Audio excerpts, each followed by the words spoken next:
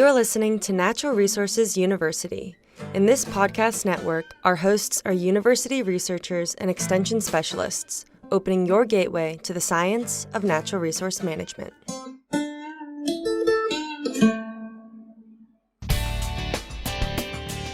Welcome to Deer University, the podcast of the Mississippi State University Deer Lab. I'm Bronson Strickland. And I'm Steve Damaris. We're both lifelong hunters, deer biologists, professors of wildlife management, and co-directors of the MSU Deer Lab. We explain the latest research, including our own work and that conducted elsewhere. So if you're interested in deer biology and management, this is your podcast. Every decision you make is a step in your management program, and we give you the knowledge to make every decision count. Welcome back to the Deer University podcast. I am Bronson Strickland. I am joined today by my friend and colleague, Steve Damaris. Steve, how you doing? I'm great. Wonderful. Spring is broken out in all its beauty, and it also brought out the pollen, which for someone that suffers with that mess like I do, it can be problematic. But that said, yes, beautiful time of year. We are also very lucky to have John Gruchy joining us today. John is a private lands biologist, and I think it is safe to say John is, well, we know it's not safe, it's a fact. John is a habitat expert, and I even call him the habitat whisperer. Oh my.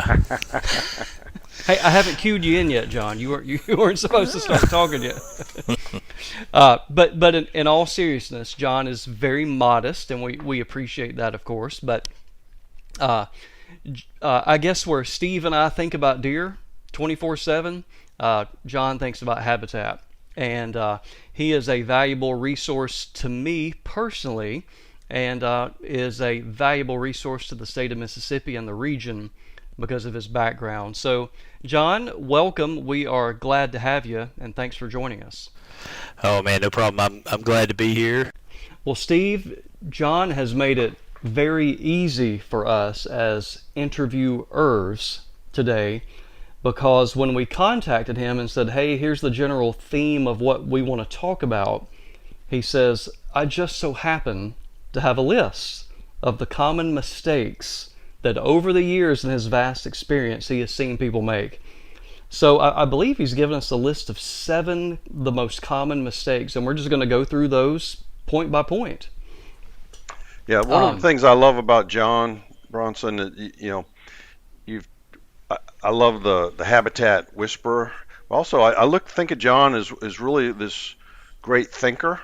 He thinks at the big view, the 40,000 feet, but he also has the knowledge so that he can bring the big view into a practical application at 4 feet if need be. So, John, we're so glad you're with us today.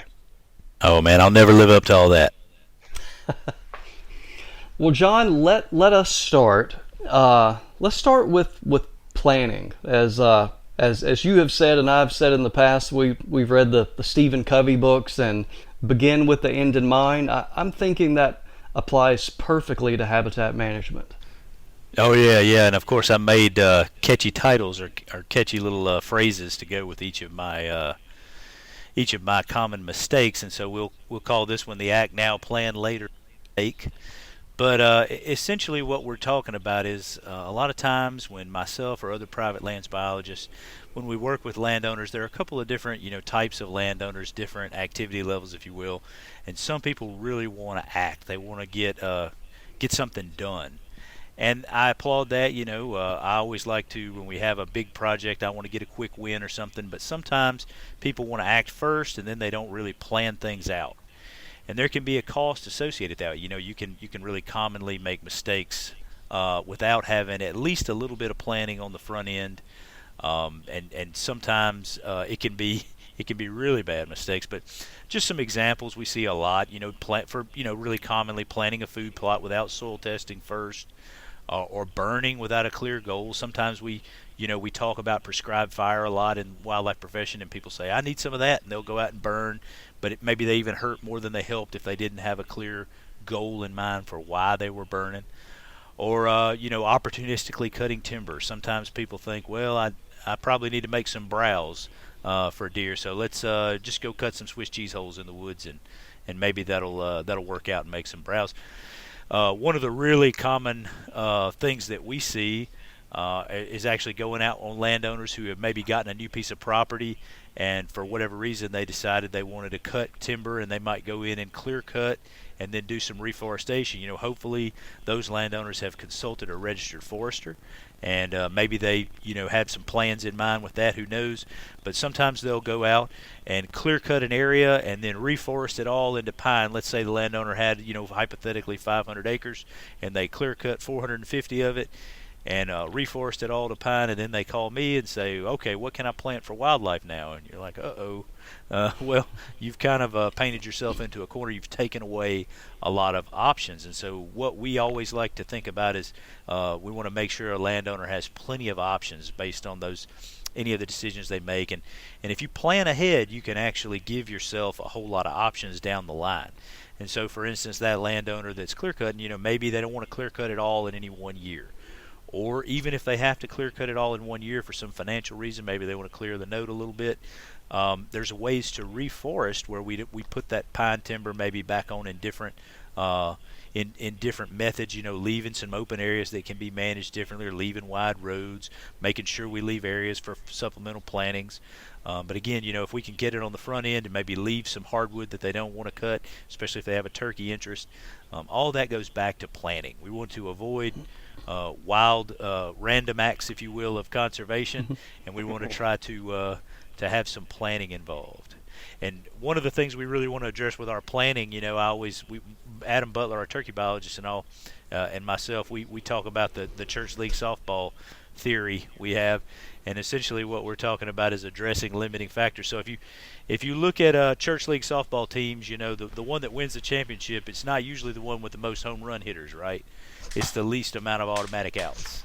So if you ever watch a church league softball team, the one that has the least amount of automatic outs come to the plate, they're going to end up being the one that wins the championship.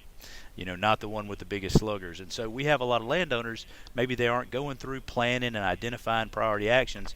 They want to go in and make that home run hitter. They want to make that super duper food plot on the backside of the property, and they spend all their effort making that super duper food plot, but they haven't addressed the limiting factors, which would be summer browse on the other.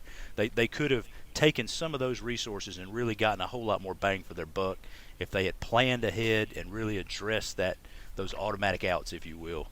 Try to get those going.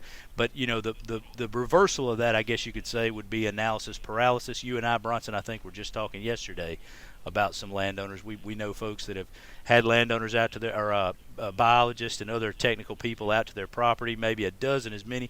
They've taken courses, they've studied all they can, read books, and they just keep planning, and they never bite anything off and really accomplish anything.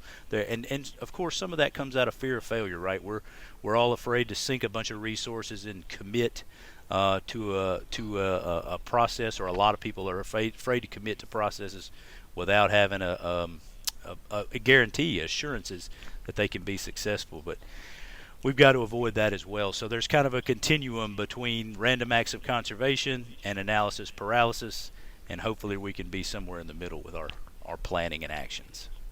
I might add with that John, a little bit of the devil you know versus the devil you don't know. And especially when because this is really common, is we say, now sit tight and trust in the process. This is going to get a little bit worse before it gets better. So you can think about a big timber harvest or things like that. And so sometimes I think people settle back to, well, the devil I know is, I've got an okay situation. I really don't want to go through the pain or a year or two that it's going to take to get better. So you just kind of settle in with what you know. But yeah, that is a really good point. Another thing, John, correct me if I'm wrong here, I would also think, along with planning, is visiting with a biologist or an expert about scale. And even if you plan it out and use this particular treatment, is not looking at the grand scheme of things and having unrealistic expectations that this, hey, I took a soil test, and hey, I did it by the book, and I've got this 1/4 acre food plot, where are all my big bucks? Is like, well, your scale is really not adequate in that regard. Yeah, and actually, I solicited input on this topic from some of our other biologists, and Adam Butler, the turkey biologist, he put that as number one. Not taking scale into consideration is a big mistake in his mind. That's both in managing expectations, but from a wild turkey's perspective, a critter it's kind of a weak selector, it's got a big home range. You can make a big difference on your individual property in terms of attractiveness if you're the only kid on the block on some of these types of cover types. So looking at that big scale and saying, look, I'm in a landscape that maybe is depaupered of hardwood, or I'm in a landscape that's got some food limitations. Maybe then I can be, maybe that's where I need to address some of my management based on the scales. You're just taking advantage of property strengths and weaknesses, essentially. And John, real quick, friendly reminder, this is Deer University, not Turkey University. So. Oh man, I had to sneak one in. We're in the middle of the season, man. That's right. Well, John, in those planning decisions, sometimes landowners, they've heard these stories about big money that different people made selling timber. Is that part of the consideration in terms of looking for the best price, especially with pulpwood?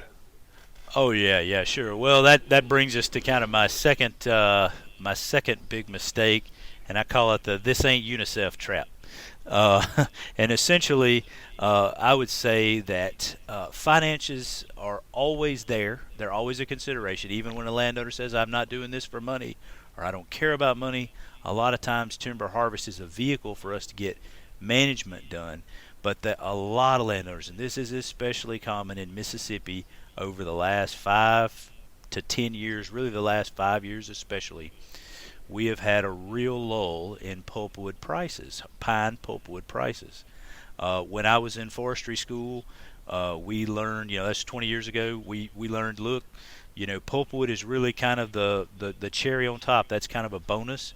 We want to do that first thinning at about age 15, and we want to do that, and hopefully we can get enough from our pulpwood thinning to recoup the investment we had 15 years ago when we planted that pine timber, right? If it costs us between $250 and $300 an acre to plant pine timber, hopefully we can cut 30 tons to the acre at $9 to $10 an acre off our pulpwood thinning, and in year 15 we'll be back in the black, right? We will be able to start making money on our investment at that point. Now that all sounds good and it's great, but we can't get hung up on that. One of the things that I see is landowners who really feel resentment, and you might even call it, Bronson, loss aversion towards giving away, the perception of giving away pulpwood for anything less than the maximum price they've ever heard their cousin's uncle, nephew, they got for pulpwood. I know a guy 2 counties over who got $16 a ton. Those days are kind of over. I'm not a registered forester, and so I don't want to speak for, but I know a lot of registered foresters. so I don't want to speak for them, but I would say that the days of $16 pulpwood are probably not coming back just right away. And so it is a great mistake to sit on that pulpwood and try to get the maximum dollar you've ever heard somebody get when you consider the broad goal of what you're doing. Why are you growing that timber? And even if it's financial investment is your primary goal, you have to keep in mind that pine pulpwood thinning is just a weeding operation.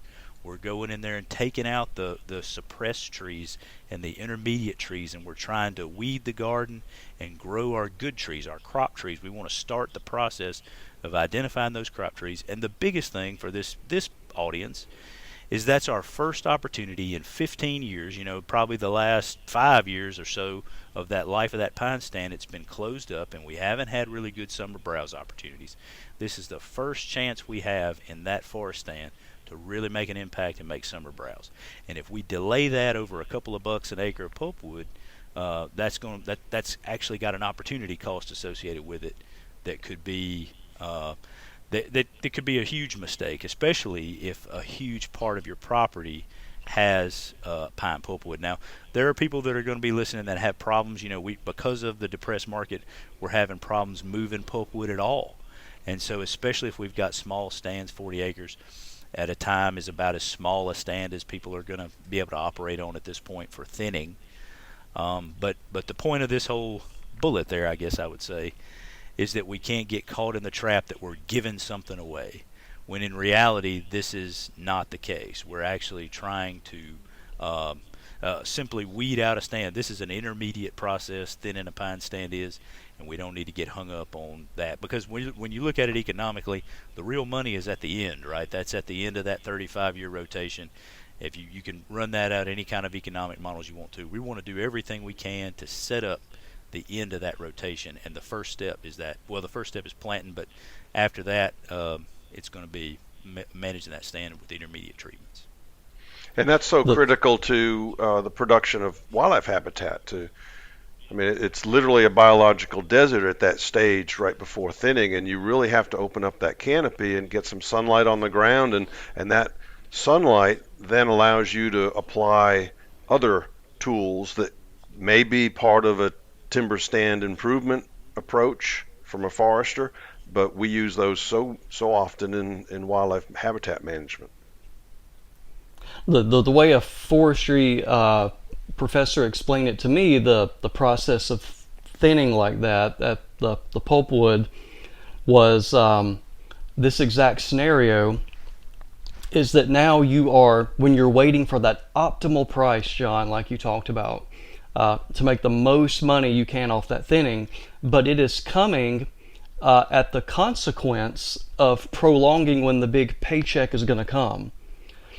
So it's almost a double whammy from the standpoint of, instead of 10 more years or 12 more or whatever to where you have the big paycheck, now you might have to add 5 additional years. So you're waiting longer to get that big paycheck. And then the other is what both you and Steve have also covered. And during that time when you're waiting, you essentially have no wildlife habitat. So that is a big consideration. John, one thing I remember way back when I was working in college, one of my jobs was working on a cow-calf operation. And the landowner, and I'm not saying this is wrong whatsoever, this was just the way they felt, was that if a pasture, let's say you took cows off that particular pasture or whatever, and it grew up into a tangled mess, it was a bad, unfavorable reflection upon them as a steward of the land. Everything needed to be grazed, everything needed to be bush hogged, everything needed to look beautiful. And if it didn't, literally they felt like, I am not a good steward of the farm and it looks bad. And that has had reverberations and repercussions, I think, for so many people that think about wildlife habitat. It's not supposed to look like a park. Oh yeah. Aesthetics is an interesting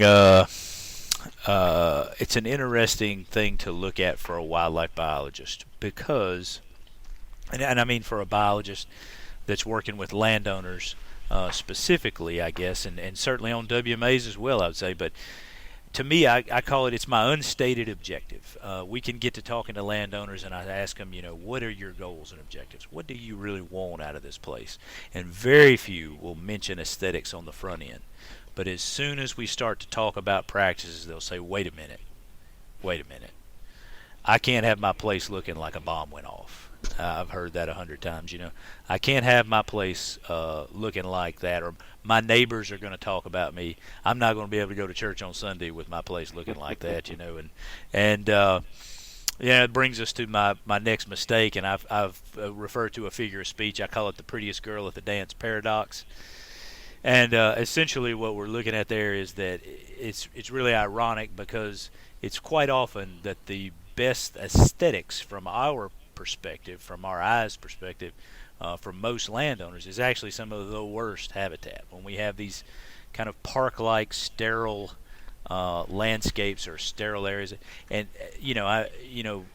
I don't want to get too far ahead and say, look, the whole place has got to look like nobody lives there, absentee-wise. We always joke about having a little barn fringe, right? You got to have the little place around the house that you keep mowed and nice and pretty. But you're going to have to adjust what looks good to you if your number one goal is really growing, high-quality browse for whitetail deer, because it's not going to look like a mowed pasture, and it's not going to look like a park.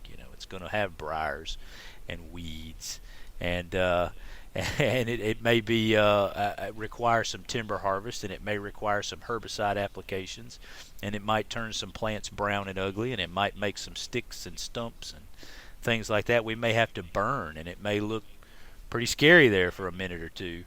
But at the end of the day, you got to keep your eyes on the prize, and keep in mind that prettiest girl at the dance may not be the one you want to go home with.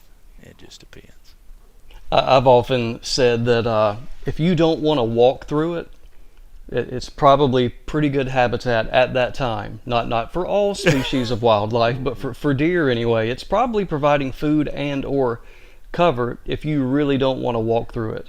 Oh yeah. Versus it's beautiful, mowed and manicured, and no animals live there. There's nothing for them. So yeah, I'd say the same thing. I call it my shorts and flip flops theory. If you can walk through it in shorts and flip flops, it's not good. It's not good. But and then kind of the other side of that, I would say, is we're carrying on with my little dance figure of speech there. You want to be aware of the richest girl at the dance too, because you can allow, some people will allow aesthetics to drive 100% of their decision making, but I also see people that allow economics to drive 100% of their decision making. And if you're listening to this podcast, it's highly likely that economics again is a factor, but maybe not 100%. So keep in mind that if you allow economics to really drive just 100% of everything you do on a property, it's going to require some trade-offs with browse quality and with cover and those types of things. And so you just got to keep in mind that everything everybody has a goal and objective. Everybody has priorities, and it's important to lay those priorities out. That's right. And Bronson, John has spoken to my class, my large mammals class, on a number of occasions, and I always have him come talk about habitat management, and he covers food plots as well, because that's another of his specialties. But we tend to landowners tend to like to go and buy a bag of seed, and that's okay to put in a food plot, but really, you shouldn't always just think of buying a bag of something in terms of making management decisions, right, John?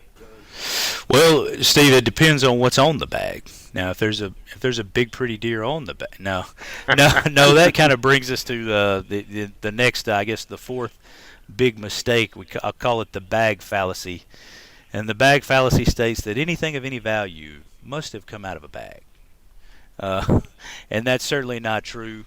As you alluded to, there's a time and a place for all things under the sun, and certainly a time and a place for planting supplemental forages.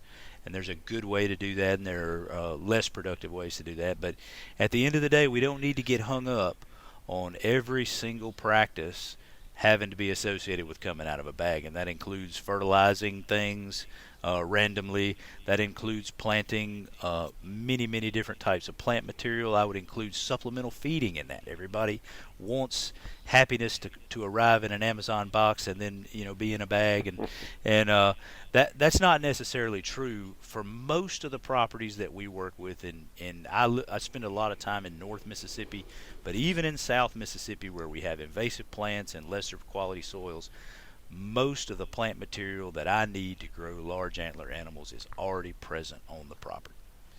It simply needs to be managed appropriately.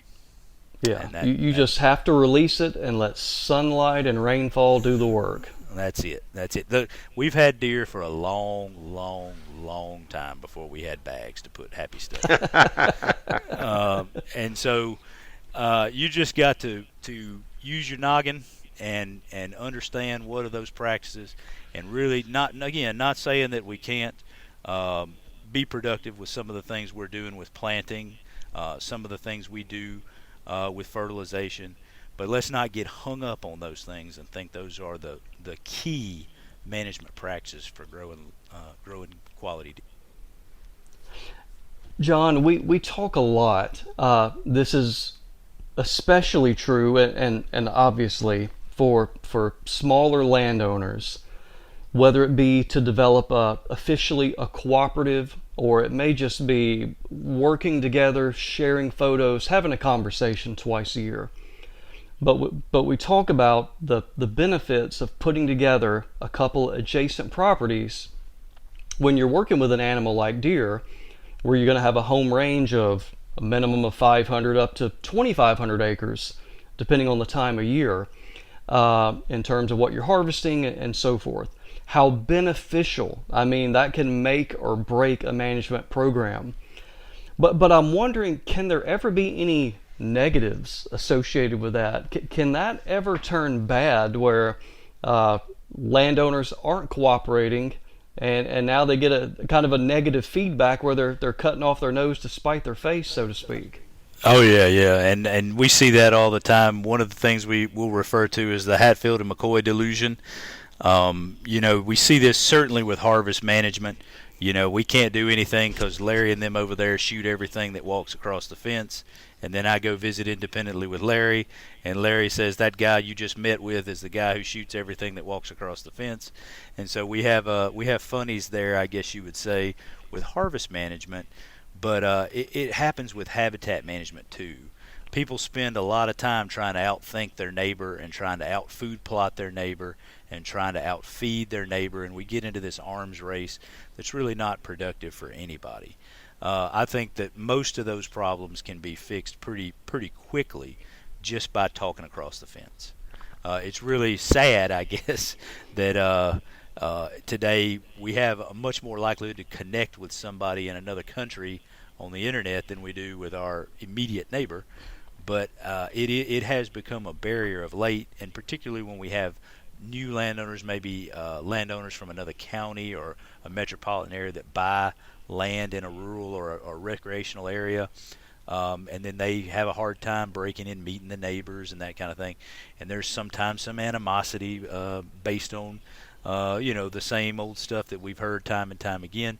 But at the end of the day, it comes down to just communication. If a landowner can kind of humble themselves, swallow a little pride, talk across the fence. We joke all the time. It's like the sheepdog and the wolf, in that cartoon, punching the clock. They kind of cross each other every day and speak. But having a real honest conversation and say, look, we're not here fighting one another. We're actually both probably trying to get to a pretty similar place. There's probably some places where we can help each other out. And that may be burning, for instance, and sharing equipment for food plot planting, and certainly for harvest management. Even though I'm talking about habitat management right now, it's not like those two things happen in a vacuum. So those are always key points we'll make. Another good one, John, would be wild pig management. Oh yeah. If you're on 400 acres and trying to control the pig population, best of luck. Yeah. You'll have a few little short-term victories, but you're going to be dealing with that on and on until you get your neighbors, everybody collaborating. And John, you said that's probably what we've all heard most often over our career. If I don't shoot them, my neighbor will. Yeah. That's true. That's happened, no doubt about it. The one I hear almost as frequently now, John, is, well, I've got to put a corn spinner up on my property boundary because my neighbor's got a corn spinner on their property boundary.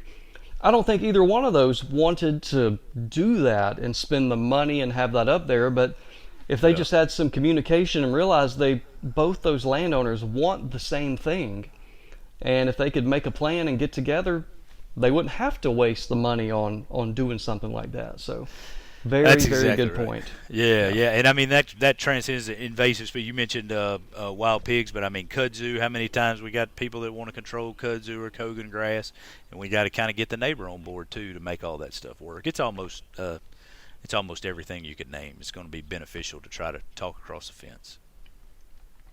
Well, John, a lot of times we try to simplify our recommendations, kind of the KISS principle, and we make statements about, well, do this every X number of years, or do this to a certain percentage of your property. How do you feel about specific numbers? Oh yeah, well, the myth of the magic number. I love that. We get hit. It's pretty funny though. Some of your more learned landowners, they will get on the internet now. There's just almost limitless resources. Somebody can get on the old confuser and Google up just about anything. But they'll come across this so much magic percent of my property that needs to be in food plots, or I've seen one before, these magic burn rotation. If you're on a 3-year rotation, clearly you're in the know, whereas those ignorant people on the 5-year rotation, we just got to get them on board. There's anytime we can come up with a number or a value to put on something, it seems like somebody can take that whole Pharisaic mindset and just go straight to it and really get hung on that number.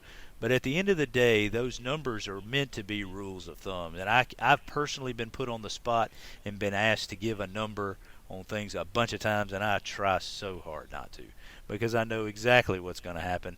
Somebody's going to hear that one little soundbite of that one number that I said one time in a very specific instance, and that number will then thenceforth be gospel, and everybody's going to go to the 3%. He said 3.5%, or somebody says I'm doubling that, I'm doing 7%. You know what I mean? And what it comes down to is there are no magic numbers.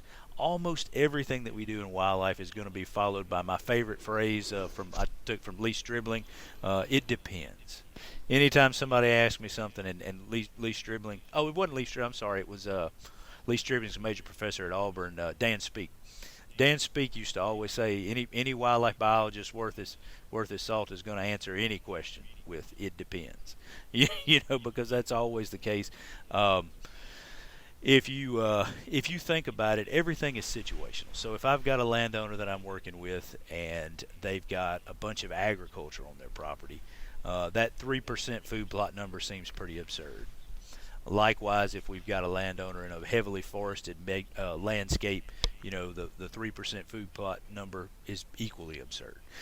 So we've got to kind of look at, and we don't know what the condition of that forest is, right? There could be plenty of browse on the landscape that's not contained in a food plot. So the important thing, and I tell everybody I like to use sports analogies too. I have a lot of figures of speech, if you hadn't noticed, in a lot of the sports analogies. But I tell everybody, look, you really got to collect data. So hopefully you're collecting harvest data on your deer, keeping up with carcass condition, and you got to like baseball, you've got to test the corners. We don't know what that umpire strike zone is until we throw a few high and inside balls and see what we can get away with. And if I go into an area and I start a radical burn program, and in 2 to 3 years maybe I start to see a response in carcass condition, or I start down the road of a major food plot program, and I'm not necessarily seeing the results that I want to see, or the food plot program, I'm getting browsed out of house and home. Maybe I need to go up on that number, or I've got a surplus of browse. I've spent too much money on food plots, and I need to spend it somewhere else. It's all about adapting your management approach and being able to pivot and not getting hung up on those really specific numbers. Could you really is one of your best metrics there, John, letting the deer tell you when you need to act?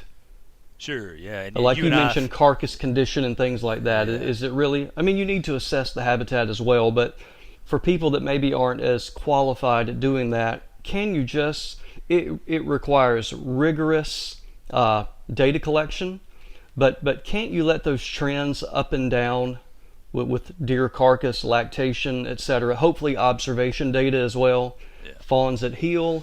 Can't that be an indicator for your calendar of events in years to come of, I'm seeing a change and now it's time to act? Yeah. Well, Bronson, it depends. No, I'm kidding. No, it sure does. I would. You and I were just talking about this yesterday, I know, but I would certainly say that would be ideal. If I were working with a property landowner that I knew I could get a quality sample and I could get an adequate sample size and the data was well collected, I would love to think that's how we could do it. Ideally, we could do that on our larger state-owned management areas, the big tracts of public land.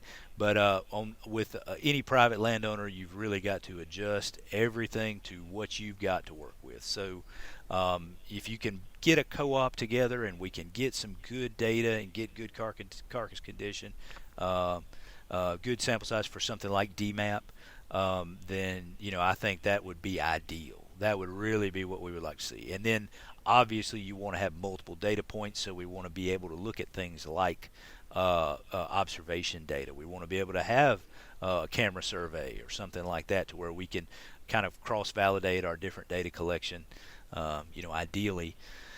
But we don't want to get fixated either on density and carcass condition metrics. We just have to be able to adjust based on what you're seeing, and then also manage your expectations, being aware there's a big lag time in pretty much all those those metrics that we're talking about. So not to be discouraging, but you also can't get fixated on some of these numbers.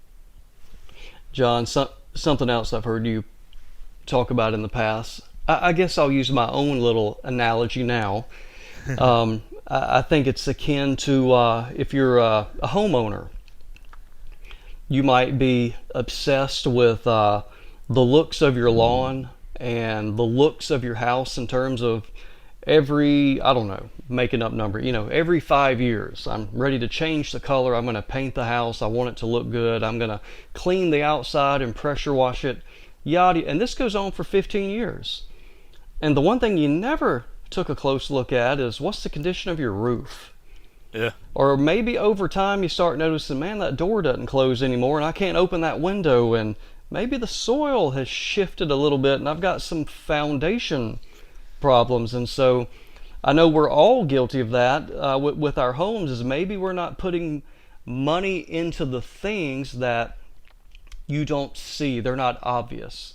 If you invest in the lawn or paint the house, people ride by and go, ooh, look at that. That's all nice. No one really ever notices if you shifted your foundation and paid a bunch of money. Are there any corollaries to that with owning and managing a piece of property? Yeah, sure. Well, the example that I use a lot is, and the house example you probably heard me use before is I'm talking a lot about infrastructure, and particularly those landowners that want to evade dealing with infrastructure.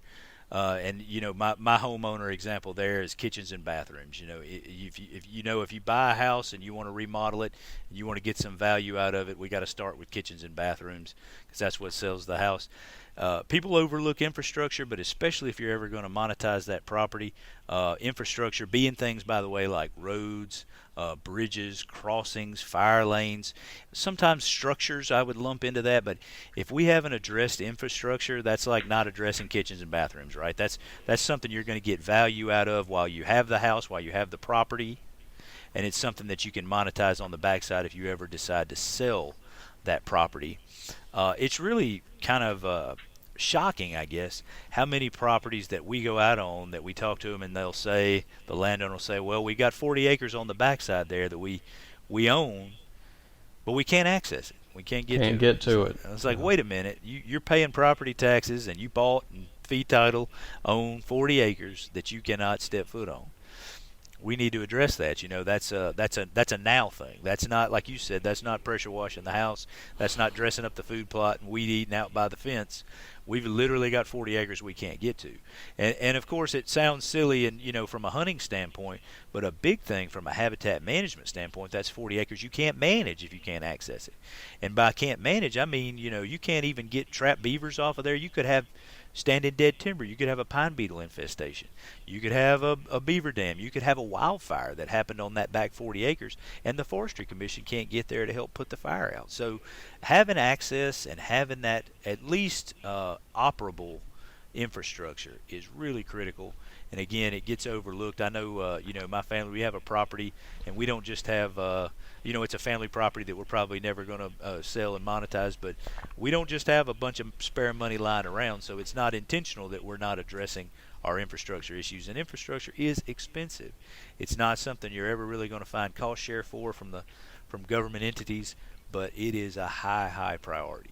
So, I would ask, I would tell any landowners, if you've got an infrastructure issue, you really need to put that as high as you can place it financially on your list of priorities to address. One of the biggest ones I see, John, is you might have a road, but you're not dealing with the water when it backs up against it.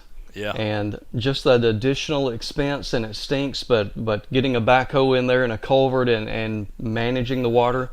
I mean, I have, well, we all have personally been to where there's a road there, but man, I don't want to go through, knee-high water to get, it's just like, man, that's just going to be a mess. And so you end up, not taking advantage, of that property. That's probably the biggest one I see. Oh, yeah, and you mentioned registered foresters on the front end when we were talking about forestry.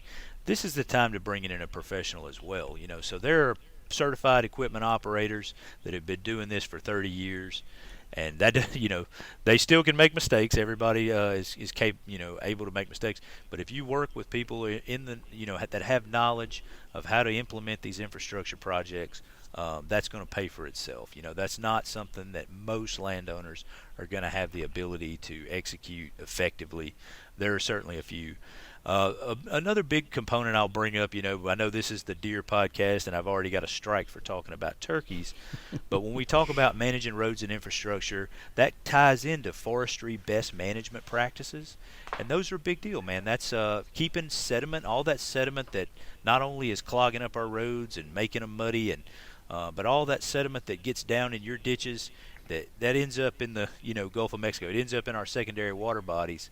And those are home to a lot of what we call species of greatest conservation need. So we have several species of minnows, if you will. There's some good minnows and bad minnows, but you want to make sure that we're managing and trying to keep that sediment out of those water bodies. And again, some types of crayfish that are experiencing declines. We have a lot of different species associated with those aquatic habitats, and the best management that people like us can do to help those species out is going to be trying to keep that sediment out of those water bodies, and we do that by having properly constructed roads. Is one way. Well, John, you've hit us up with some great sayings and rules of thumb and concepts that are really fantastic to help and inform landowners and managers. You refer to foresters, registered foresters, and you yourself as a private lands biologist.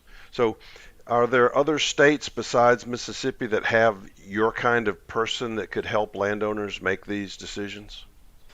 Sure. Almost every state has a private lands division or a segment or section of their wildlife bureau that's available for assistance with private lands. That's the state wildlife agencies. We also have in Mississippi the Mississippi Forestry Commission, which will provide some free on-site evaluations. And other states have state forestry divisions, and also USDA, NRCS. So we talked about sediment and water quality. That's a really big issue for USDA. So you almost want to think about this as building a team, if you will. So there's all this help out there that's available. Much of it is for free, and if you're a landowner out there, it's incumbent upon you to kind of seek out those individuals and try to build a team of professionals that can advise you, and that might include people like registered foresters that have some type of fee structure. It can include government entities and non-government entities like Ducks Unlimited or the Nature Conservancy, those types of groups. So and of course Extension Service is a key part of that as well. John, I've got one for you here.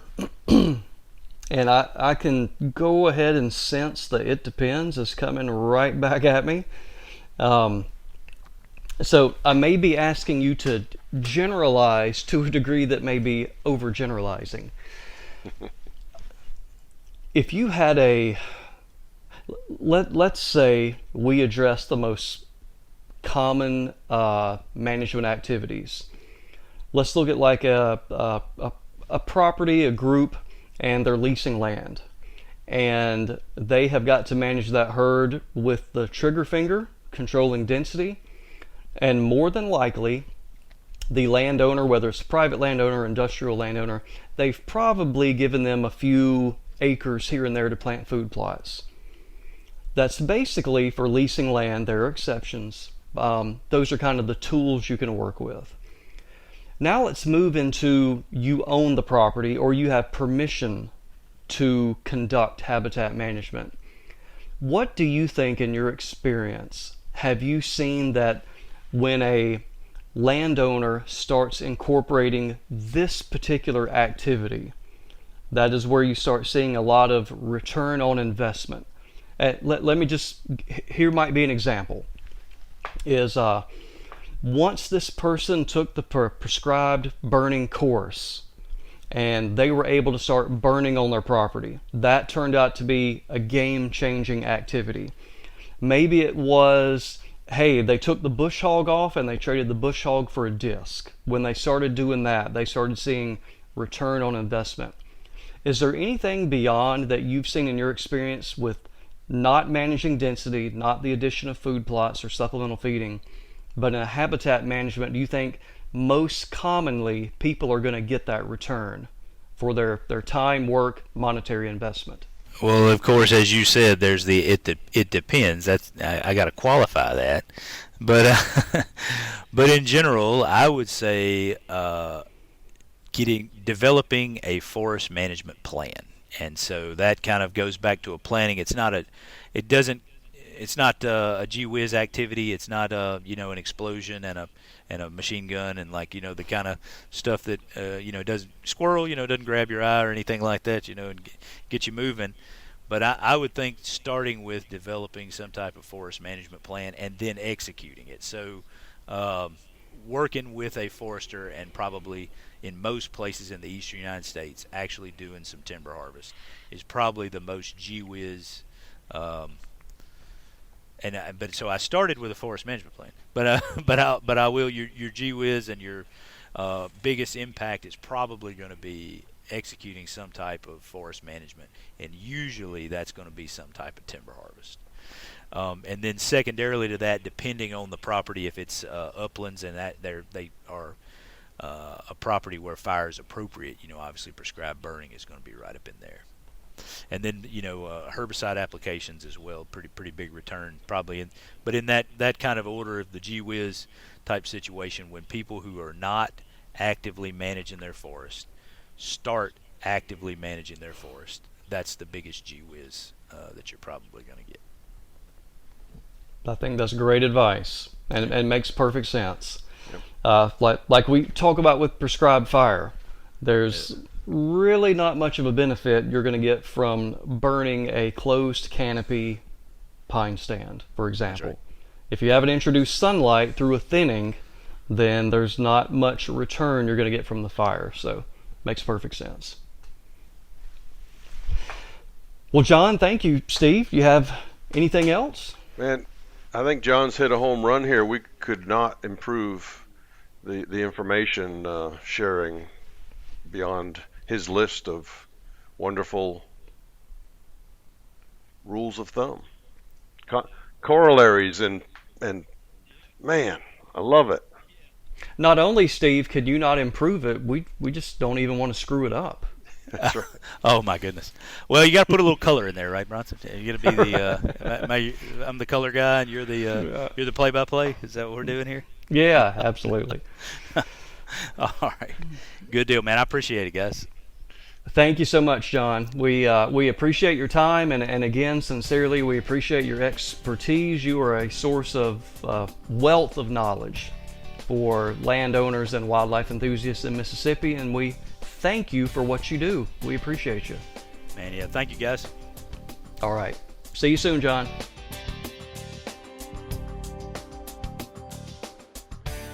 We thank the Patrick F. Taylor Foundation and the St. John and Dudley Hutchinson families for their endowed financial support of our efforts. We also thank our employers, the Mississippi State University Extension Service and the Forest and Wildlife Research Center. If you have questions or suggestions, please log on to msudeerlab.com and click on the Deer University tab.